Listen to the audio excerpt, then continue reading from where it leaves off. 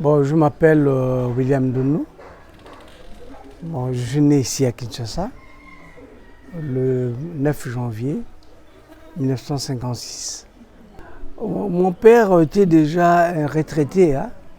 Oui, Quelle était sa profession? Et sa profession, il était, à l'époque on disait un clerc. Comment? Un clerc de bureau. Clerc de Donc, bureau. oui, clerc de bureau. Et puis, c'est ça comme il faisait. Et puis, il s'est mué en commerçant. Donc, quand il est devenu retraité, puisqu'il avait 7 enfants. Moi, j'étais cinquième. Alors, c'est le dernier. Cinquième. Le cinquième. Cinquième.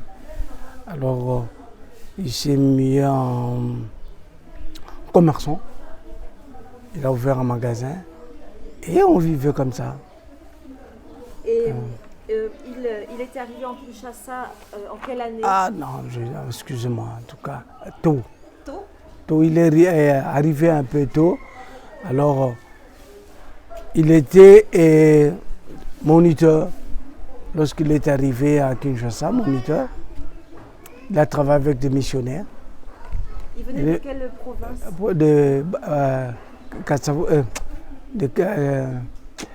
Congo central. Congo central. Congo de central. quelle ethnie? Ethnie Tando. Ouais. Il était enseignant chez les protestants. Il a aménagé l'école avec des protestants blancs. Ils ont travaillé et puis il a vu que le travail d'enseignant, ça n'allait pas. Il faut qu'il aille ailleurs. Bon, il a trouvé un blanc et il a travaillé dans une maison de commerce comme gérant. Et il a travaillé là-bas et après il y a eu le fait de les deux guerres. La première guerre, il était encore dans le Bas-Congo, disons deuxième guerre. Mondiale. Oui, guerre mondiale. Alors, le magasin a acheté des produits en Afrique du Sud. Lorsque le magasin a acheté des produits en Afrique du Sud, il a ramené ça à Kinshasa. Quelques jours après, quelques semaines après, il y a eu beaucoup de produits venant de la Belgique. Alors, les produits de la Belgique et de l'Afrique du Sud, je ne sais pas moi, vous voyez que c'était une grande différence. Et ça fait une faillite. Alors, ils ont vendu à un prix très bas. Et après, il était obligé de quitter l'entreprise puisque ça ne marche pas. Tout était vraiment en défaillance. Il était déjà à Kinshasa. Hein? Non, à Kinshasa, à Kinshasa. Je parle de Kinshasa. Je ne connais pas sa vie. Donc, il est au bas de nous, il était encore jeune. Hein. Il était encore aux études. Mais à Kinshasa, il travaillait. Alors, il a quitté l'entreprise. Il commençait à travailler dans une entreprise de construction qui prenait du sable au fleuve. Donc, il curait le fleuve et on mettait un stock. Et les gens qui venaient, ils achetaient le sable de la société. Le boulevard du 30 juin, qui arrive juste sur Sosimat. Et maintenant, l'avenue qui continue jusqu'à Kitambo, c'est l'avenue là dont je parle. Il était là au fond, avant d'arriver à la rivière, à droite, et il y a l'entreprise, puisque j'y étais quand j'étais enfant. C'était des Belges ou c'était des Non, de Belges. Ici, à l'époque, c'était que de Belges. Hein. C'était que de Belges et de Portugais. Le français, il n'y avait pas vraiment une grande occupation. C'était à l'époque coloniale dont je parle. Alors, ils s'occupaient de ça. Et il y a eu maintenant l'indépendance. Alors, il y a eu vraiment le bousculade. Alors, les Belges sont partis. Il est resté. Et le blanc a téléphoné à mon père. Il a dit que je ne rentrerai plus. Bon. Il est venu seulement pour prendre ses objets, pour rentrer ou bien pour aller quelque part, je ne sais pas. Moi j'étais encore petit. Hein. En tout cas, on ne sait pas la suite. Le blanc est parti. Le père, maintenant, il est allé dans des entreprises privées.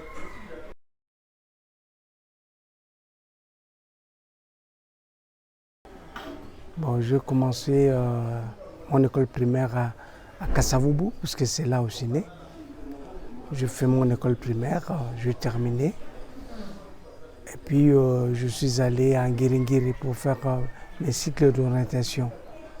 Et là, je fais 2 ans. Et puis, je cherchais l'orientation. Alors, je ne savais pas qu'il existait en Ngaliema une école commerciale. Alors, j'ai dit oui, j'aime le commercial. Je suis allé faire la section commerciale. Et j'ai terminé la section commerciale en Ngaliema. Mais juste avant, une année avant nous, nous avons eu une mesure qui nous a frappés, que ce n'est pas tout le monde qui doit aller à l'université. Seulement, il faut être d'abord un Mongala, la région de l'Équateur. Parce que on a senti qu'il y avait peu d'intellectuels à l'Équateur.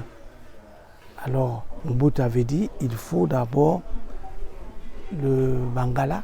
Si la place reste, maintenant, on peut donner aux autres. C'était dans les années 75-76, et puis ça suivit encore. Alors, il y a eu vraiment beaucoup d'étudiants au niveau des instituts. Beaucoup d'étudiants. Et l'institut a eu l'ampleur.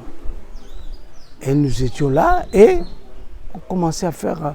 moi, parce que j'ai chômé une année. Hein. Alors, l'année qui a suivi, j'étais à l'Académie des Beaux-Arts. C'est ma grande sœur qui m'a inscrit là-bas. Bon, j'étais un bon dessinateur. J'étais un bon dessinateur. Quand j'étais petit, j'avais même... mon père m'a acheté un album. J'avais tous mes dessins là-bas. Je dessinais et j'avais l'habitude toujours de dessiner. En tout cas, même avec un ami comme ça, quand je parle, j'avais l'habitude de dessiner. Je dessinais alors. Je fais mon inscription. Alors, puisque c'est elle, hein, elle m'a inscrit en céramique.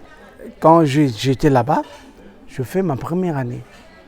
Alors le professeur m'a dit, mais tu fais de beaux dessins, mais ce ne sont pas des dessins de l'Académie des Beaux-Arts. Il faut donner l'expression. Alors, je me disais, ah là là, c'est encore autre chose ici.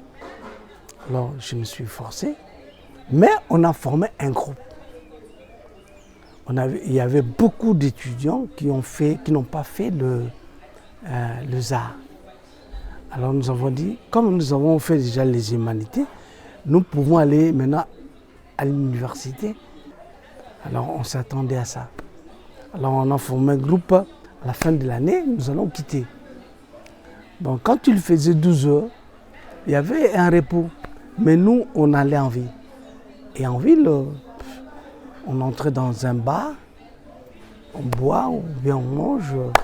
Et on rentrait à l'école vers 3 heures, on suivait des cours. Alors on arrivait en retard. Alors à l'époque c'était sérieux, on suivait tout, donc on était au témoin. Il n'y avait pas beaucoup d'étudiants. On faisait nos études comme ça, c'était sérieux. On nous suivait, le professeur savait tel étudiant avait des faiblesses dans telle branche. On était conseillé de... Alors, on suivait des cours comme ça. Un jour, le secrétaire académique, non, il était chef de section. M. Bamba Nombasi, il est déjà mort. Il est venu, il a dit, bon, en tout cas, au mois de février, on doit faire partie les étudiants qui ne vont pas réussir. Alors là, c'était vraiment sérieux pour nous. On a dit, il faut que nous changeons les circuits du cours. Alors, on a changé tout. À midi, on était toujours là. On suivait les cours sérieusement.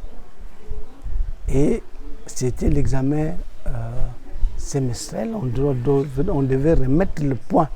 On n'était pas nombreux, je dis qu'on était 16 comme ça, 16 ou 18. Il y avait peu d'étudiants. Alors, on remettait le point. Alors, M. Bamba était là au coin, moi j'étais là de l'autre côté, comme je savais que c'est le débat. Alors, on remettait par ordre alphabétique. Arrivé maintenant chez moi, c'est Ndondou. 15, 16, 13, 12. Il y avait une branche où j'ai eu moins de points. Donc, il s'est arrêté. Qui est nous? Moi, je dis, c'est moi. Pourquoi tu te mets là au fond? Moi, je dis, mais non, c'est une table. Mais non, tu devais te mettre à côté de moi. Mais tu as fait la distinction. Donc, j'étais ébahi. Et en céramique, je n'ai pas eu la distinction. Mais dans d'autres branches, mais j'ai eu de bons points. Et je dis maintenant, il faut que je commence à être vraiment ponctuel. Il faut que je change le rythme de travail, puisque c'est vraiment, j'ai eu beaucoup de points et je reste.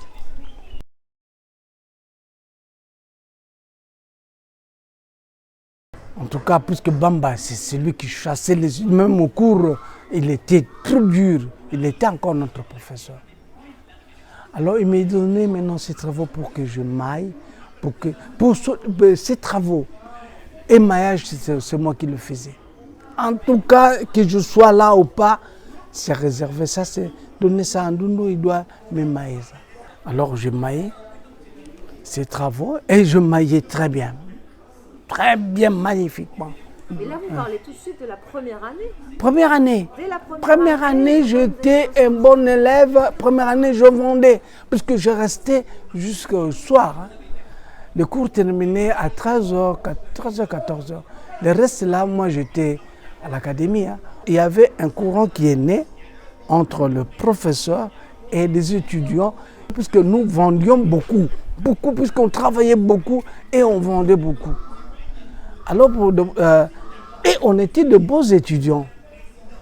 Donc, en céramique, nous étions des mouristes avec quelques étudiants encore à cette époque-là. Et je suis passé maintenant en deuxième année. C'est quoi mouriste alors? En deuxième année. Maintenant, j'explique le mouriste. Ce n'est pas un mot français. Ce n'est pas nous de la céramique qui avons créé ça. C'était des peintres. C'était de Moukalai. Moukalai avec d'autres, avec leurs collègues, ça date de longtemps. Ils ont créé ce mouvement de jeunes artistes. Alors on vendait nos œuvres à des prix plus bas, puisqu'on faisait, peut-être dans l'atelier même là où nous étions dans l'atelier, vous étiez dans l'atelier de céramique. L'œuvre était déjà vendue, sans que nous mettons dans la salle d'exposition. Si vous vendez et vous êtes dans le groupe maintenant, vous êtes mouriste. D'accord. Ça veut dire quoi alors? Mouriste, donc pour la commande, on peut mourir. Et qu'est-ce que vous vendiez comme type d'œuvre alors? Donc des objets en céramique, on faisait des hommes, on faisait des assiettes, des tasses, tout ça. Le professeur Bamba était... n'était pas notre tutelle, on avait M. Mokengo, qui est déjà aussi mort. Alors, Bamba était aussi notre professeur, mais il était chef de section. Il m'a dit, Ndondou, je te conseille, tu es céramiste. Là, en première année, moi, tu es céramiste, je te conseillerais de rester un céramiste animalier. Je me demande quoi ça. Il y avait Tamba, le professeur Tamba, il était à moi en sculpture. Bon, il y avait Pemba, il y avait Makala, il y avait beaucoup de professeurs et moi j'étais parmi eux. C'était beaucoup des expatriés qui étaient des clients? Non, beaucoup, non, il n'y a pas de... Il y a plus... Hey, rentrez là-bas. Il y a plus de blancs. Il y a plus de blancs, madame.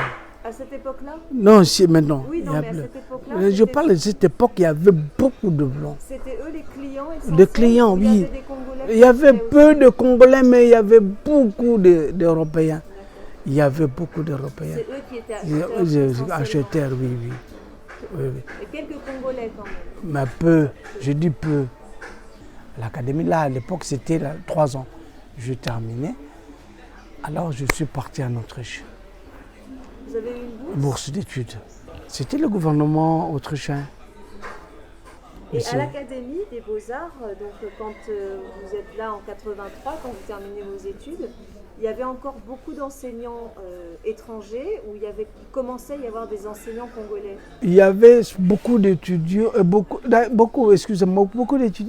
d'enseignants. Il y avait beaucoup d'enseignants en communication visuelle. Puisque là, c'était communication visuelle. Non, étranger, disons. Étranger. Oui. Non, c'était en décoration intérieure. C'était l'architecture. Où il y avait beaucoup d'étrangers? Oui, beaucoup d'étrangers. C'était beaucoup d'étrangers qui donnaient cours là-bas. Des Belges essentiellement ou de toutes les nationalités? Beaucoup plus de Belges. Des Belges. Et sinon, Chez nous, on avait un, M. Peter Weiss. En sculpture, il y avait un encore, le nom m'échappe, qui était là et c'était fini.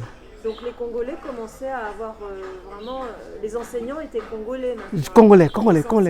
Congolais. Sauf en architecture d'intérieur. Là, il y a eu beaucoup... Pourquoi? C'était on gardé, c'était un peu jalousement gardé quand l'architecture était pour le blanc, surtout. C'était pas vraiment pour les Congolais. Et c'était beaucoup, il y a eu beaucoup de professeurs blancs qui étaient là, qui étaient des architectes ici au Congo. Ouais. Et qui avaient leur clientèle aussi. Si, à l'époque. Ouais.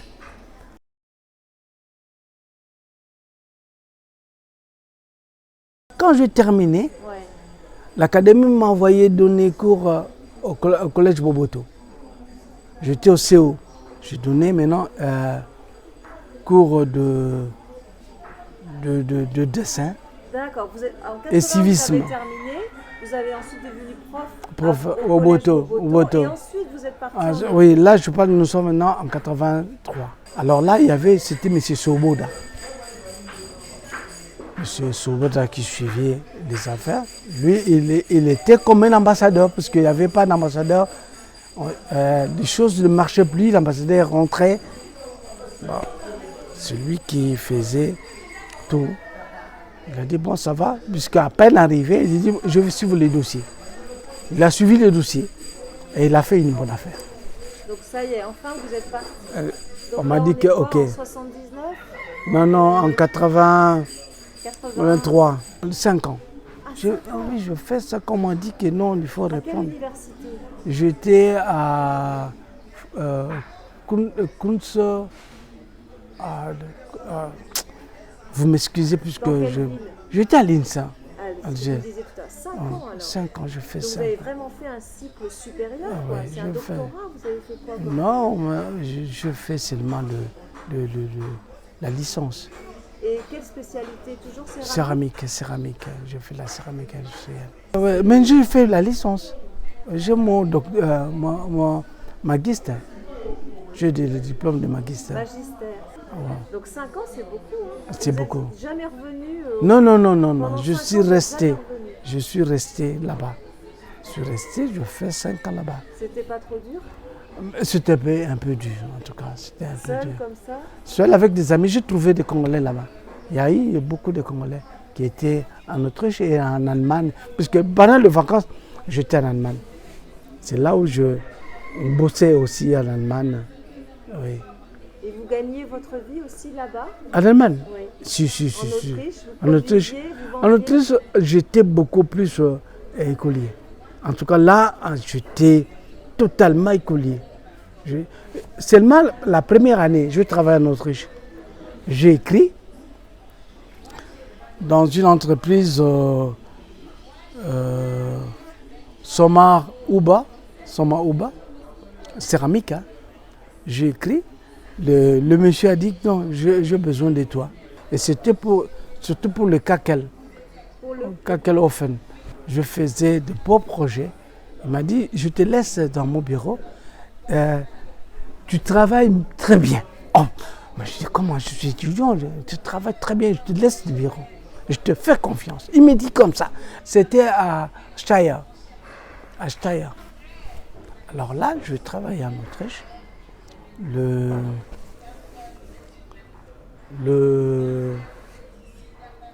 Je commençais à faire des projets pour faire le Kakelofen. Je faisais et j'étais seul. C'est des poêles en fait. Des des poêles traditionnels. oui, oui. Alors je faisais des motifs. Tout ce que je faisais, je le coulais. Donc j'étais dans la salle dans le bureau d'études. Je pars dans le bureau où on doit mouler et je le moulais. Et quelques semaines après, je vois mon travail dans les magasins à Linz. Et je vous dis que j'étais premier. Quand j'ai terminé le magistère. Vous étiez premier de votre promotion. Oui. J'ai Et terminé donc avec pendant 5 ans, vous ne remettez pas les pieds au Zaïre. Non, je ne remettais pas. Mais vous avez des amis de la diaspora congolaise en Allemagne et en Autriche qui vous permettent quand même de tenir le coup. Oui. Et je parlais même avec l'allemand et j'étais là. Et donc pendant les vacances, la première année, vous avez travaillé. J'ai travaillé en Autriche. Et puis les amis ont dit allons en Allemagne. Et je suis allé en Allemagne et tout ce temps c'était en Allemagne. Puisque là on paye très bien. En vacances En vacances, je dis bien. Oui. Donc vous avez été à Tervuren. Oui. Lorsque je suis passé, j'ai demandé pendant les vacances que je me documente, puisque Tervuren a beaucoup de nos œuvres et il y a beaucoup de livres pour le pays. Et j'étais à Tervuren, on m'a accepté et on m'a donné un bureau, c'était à Sour, là-bas. On m'a un très vieux bureau. Il y avait beaucoup encore d'œuvres là-bas qui ne sont pas exposées. Et on expose à chaque fois, on présente des œuvres pendant un temps, puis on prend les autres qui sont comme ça. Alors je travaillais, je fais mon travail, et c'était un bon travail. Et vous me disiez justement que vous connaissez les conditions de conservation des œuvres en Europe et qu'ici, il n'y a pas... Et que tous les artistes sont contre la restitution des œuvres actuelles. Oui, les artistes qui ont été en Europe, qui ont visité les musées européens, prendre, oui, mais où les mettre? Prendre, nous sommes d'accord, mais où les mettre? Nous ne pouvons pas garder ces œuvres longtemps. Nous allons les mettre dans les chambres. Alors, ce n'est pas bien. Je suis certain que quand je vois nos œuvres en Europe, ce n'est pas ici que je vis des œuvres. Je vis des œuvres, par exemple, de fils de fer. Fait avec des fils de fer, je dirais de voiturettes. Fait avec des fils de fer. C'était en Allemagne. Mais on a réservé une grande place pour ça. Mais ici, ces petits sont partis et sont déjà morts. On ne trouve plus ces œuvres. C'est en Europe, il faut le voir. Et amener ça ici, on dira ah, ça c'est pour le petit. Alors ça, je ne suis pas contre l'idée de reprendre nos œuvres. Non, je dis bien, nous pouvons les reprendre. Les Coréens nous ont construit un bon musée, mais c'est peu. Moi, je trouve ce musée-là, il aurait fallu que nous ayons 2 ou 3 ou 4, 5. Normalement, dans chaque province, nous pouvons avoir 2 musées. Le pays est grand. Et la section de conservation et restauration des œuvres d'art à l'Académie, elle a été créée quand? C'est pas longtemps. Hein. On a créé ça, c'était en 2006. Hein. Et vous dites qu'il y a 4 étudiants là en ce moment. Non, il y a des gens, mais nous avons quelquefois 4 étudiants, peut-être rien. Cette année, ils sont pas plus de 12. Et ce qu'on donne comme cours, moi je trouve que c'est cool. Mais il y a beaucoup d'œuvres. ce que je veux dire. Il y a beaucoup d'œuvres. On devait conserver aussi des pierres, on devait conserver aussi la peinture. On devait. Alors, ce peu.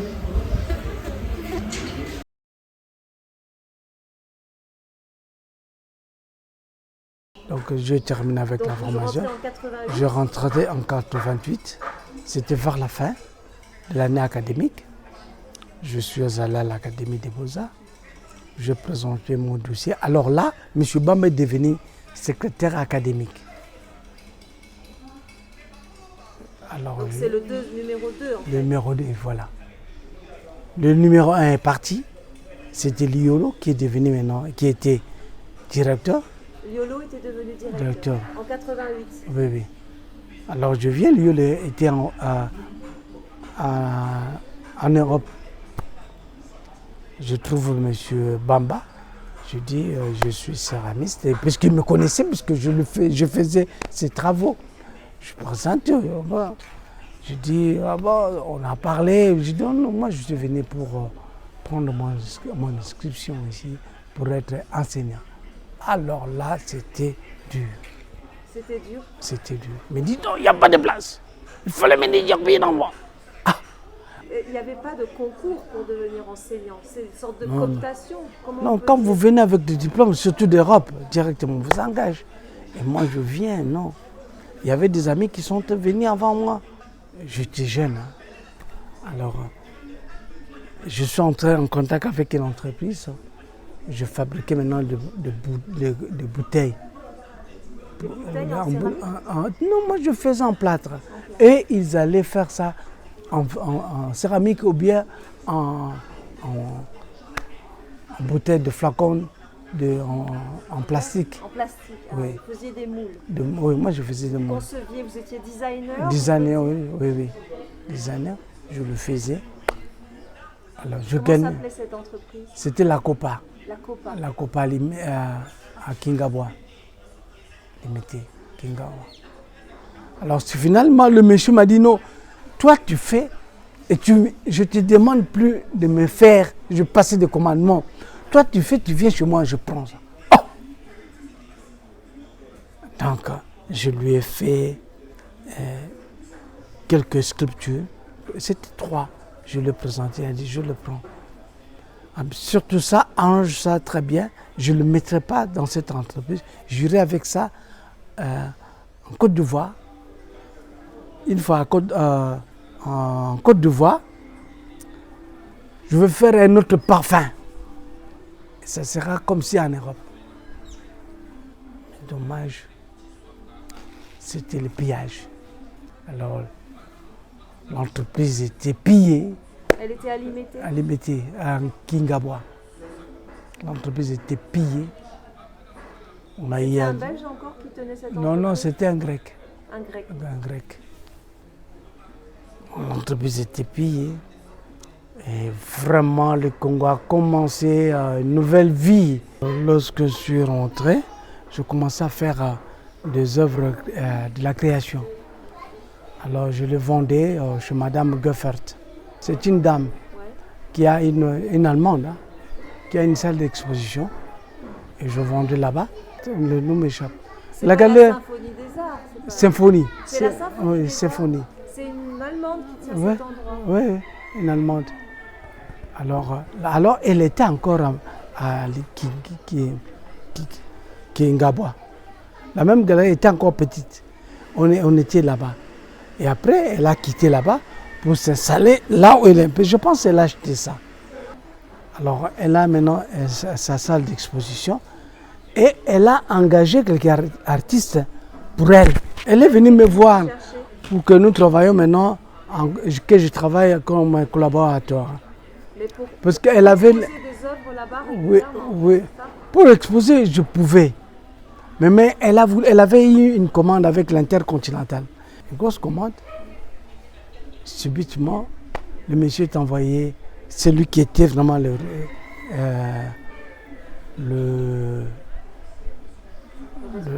responsable est envoyé au Gabon. Au Gabon. Alors, ça va. Et puis, c'était le pillage aussi. Alors, non, c'était aux abords du pillage. Alors on a tout cassé. Alors là, je vendais toujours à l'Académie des Beaux-Arts. Non, il y avait des clients, mais moins, puisque le piège était arrivé. À l'Académie, on vendait, il y avait peu de blancs. Mais avec le temps, maintenant, on ne vend plus. Hein. Mes œuvres qui sont au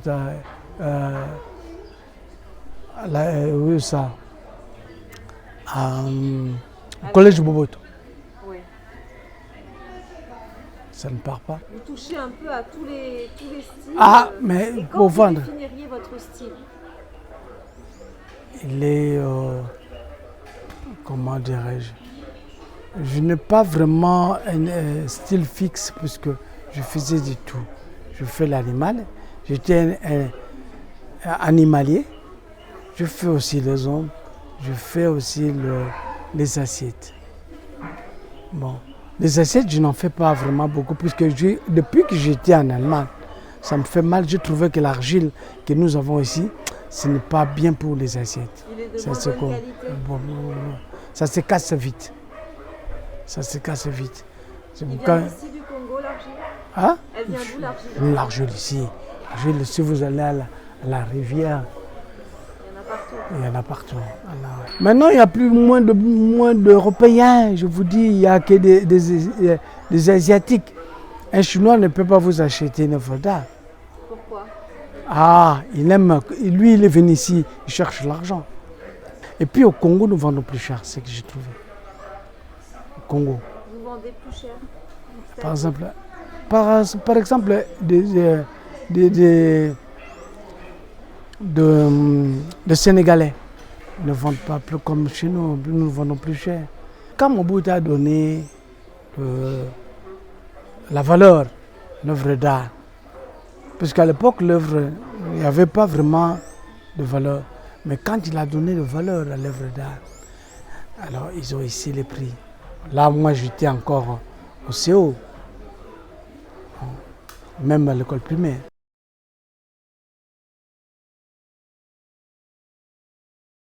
Dans l'acte de temps, on se voyait avec lui lorsqu'il est rentré. Il m'a dit, toi, je ne te vois pas à l'académie. Excusez-moi que je rentre. Je ne te vois pas à l'académie. Non, Bamba m'avait dit, il n'y avait pas de place. Comment? Toi, tu as étudié en Europe, il n'y a pas de place. Pourquoi ça? Allez. Il a dit, son secrétaire était avec lui. Il a dit, il était enseignant aussi. Il a dit, médite une lettre d'engagement et tu envoies ça à Ndungu. Je te l'ai dit. On a formé un groupe des artistes et on venait. Alors, un lundi comme ça, j'arrive, c'était OK. Un groupe avec Liolo? Liolo était là. Qu'est-ce qu'il y avait dans votre groupe d'artistes? C'était plus les Mouristes? Non, là, c'était plus des étudiants.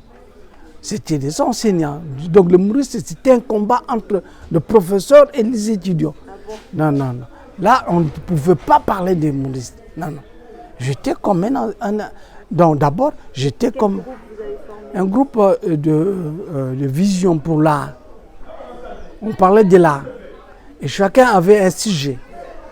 Donc aujourd'hui, on se voyait à Matongé, dans un bar comme ça.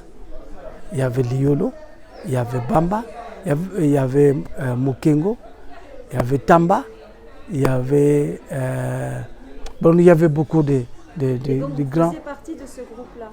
J'étais là. Donc on est fin des années 80. Non. Là, nous sommes dans les années 88. Ah, 88. Oui. Donc, c'est au moment où on ne vous prend pas à l'académie? Non. Je t'ai refusé. Mais j'étais admis dans le groupe. Et Bamba était dans le groupe. Vous travaillez chez le grec et vous essayez encore de rentrer à l'académie. Vous faites partie du groupe des artistes? Oui. Alors, j'étais engagé en 90 à l'Académie des Beaux-Arts. Et j'étais là. Et quelques mois après, on m'a nommé chef de section. Céramique. Et je travaillais. J'avais des étudiants. entre autres Ilunga, Sungani, la Bata. Qu'est-ce qu'on apprenait aux étudiants qui se formaient à la céramique? Alors les techniques de céramique, mais est-ce qu'on leur apprenait, parce qu'il y a des techniques traditionnelles de fabrication de céramique. Mais, donc là, on ne donnait pas. Non? Tout ce qui est traditionnel, non. Pourquoi? Donc, bon, c'est l'académie. Hein. C'était l'académie des Beaux-Arts. Et c'est lui qui l'a créé, M. Walenda. Il a dit que je fais de l'académie, je ne fais pas un céramiste, je ne fais pas un artiste d'une manière générale qui doit copier, non, qui doit être vraiment autonome. Il a demandé au professeur de donner des nouvelles idées, de créer. Alors, quand on était à l'académie en tant qu'étudiant, nous créions nos œuvres. On ne copiait pas. Donc, nous créions nos œuvres et on présentait. Et l'académie était acceptée comme ça. Mais est-ce que vous étiez formé à l'histoire quand même de l'histoire de l'art, entre guillemets, mais des pratiques artistiques congolaises en termes de céramique? Vous connaissiez un petit peu ce qui se faisait, la tradition? Normalement, il faut connaître la culture congolaise. On avait un cours sur la culture qui se donne jusqu'à présent par le professeur Louaka. Un cours sur la culture congolaise? Oui, et le culte, la culture africaine. Culture africaine. Artistique? Bon, oui, on donnait beaucoup plus la vision artistique dans cette culture. Notre vision de la société n'était pas vraiment... mais si cet aspect donnait l'aspect artistique, on donnait aux étudiants. Par exemple, scarification et tout ça, on donnait. Vous en parliez? Oui, on parlait. On parlait de l'art des masques? Si, oh mais non, on parlait des masques dans toutes les sociétés où le masque était. Donc on parlait de la production artistique dans toutes les sociétés. Ça fait partie du contenu pédagogique? Oui, contenu pédagogique. Pour toutes les sections. Et on parlait de l'Afrique. Et c'était un Congolais qui donnait ce cours? Si, Louaka, c'est un Congolais. Louaka, c'est un Congolais. Il était quoi de formation? Lui, il a fait le français linguistique qui nous donnait ça. Mais à côté, il y avait d'autres cours qui nous accompagnaient, les cours de formation qui nous accompagnaient aussi. Et d'autres cours pour nous donner la formation française, puisque le français était donné comme cours. Le français, la langue française? Si, était donné. Donc vous aviez puisque nous étions des Africains. Alors il fallait donner la formation française. Ouais. Et vous, quand vous arrivez comme chef secrétaire académique de section, est-ce que vous changez quelque chose dans le contenu pédagogique? Est-ce que vous apportez votre touche personnelle? Bon, normalement, oui. J'ai laissé même une publication. Et dans l'autre temps, j'ai donné aussi cours à la céramique. Et j'étais professeur de 3e année.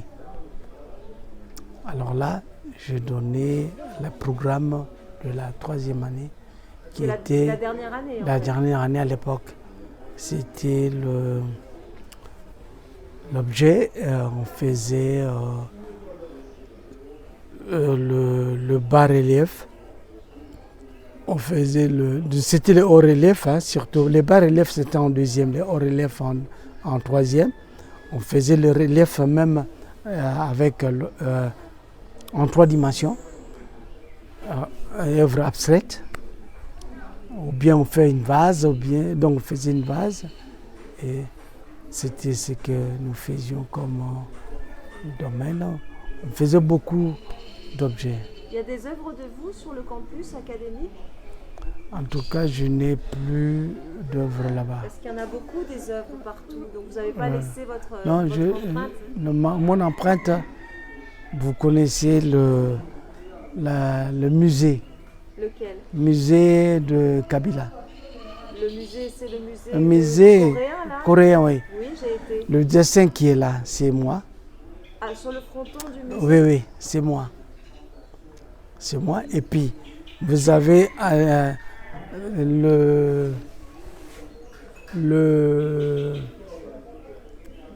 la banque, First Bank. Fast Bank? Oui, First Bank sur boulevard. Vous avez l'avenue du Haut Commandement au coin. Vraiment sur boulevard au coin. À l'époque, il y avait le mirail là-bas et la céramique. On a enlevé ça, on a changé, on a mis notre confort au bâtiment. Mais c'était moi. En fait, vous étiez encore secrétaire de section pendant 10 ans. Vous êtes resté combien? Non. Là, je suis resté jusqu'en 2003. Je suis devenu chef de section. Il y a eu maintenant 2 sections. Et je suis resté chef de section des arts plastiques. Chef de section, je travaillais. Et après, on m'a écarté. Et je suis resté enseignant. Quand est-ce qu'on a divisé en 2 sections, section art graphique? C'était en 2003. 2003. 2003. Et pourquoi on a fait ça? Mais maintenant, la section communication visuelle est devenue très influente, avec beaucoup d'étudiants. Et les arts graphiques, moins d'étudiants. Puisque là, il y a la créativité, il faut créer. Art plastique. Art plastique. J'ai dit quelle section? Graphique. Non. Donc il y a art plastique, c'est la sculpture, la peinture, la céramique, etc. Et les arts graphiques, c'est communication sur le terrain et photographie encore. Ils ont créé d'autres sections là-bas actuellement. Il y a eu beaucoup d'étudiants, on a dit il faut qu'on crée une section. Bon, à votre avis? À mon avis, c'était la facilité d'emploi. Les étudiants qui sortaient là-bas, il y avait beaucoup de bureaux qui se créaient. Mais pour les arts plastiques, il n'y avait pas de bureaux d'études. Il y avait beaucoup de bureaux. Et c'était vraiment la section qui demandait beaucoup d'étudiants. Il y avait des agences de communication. Oui.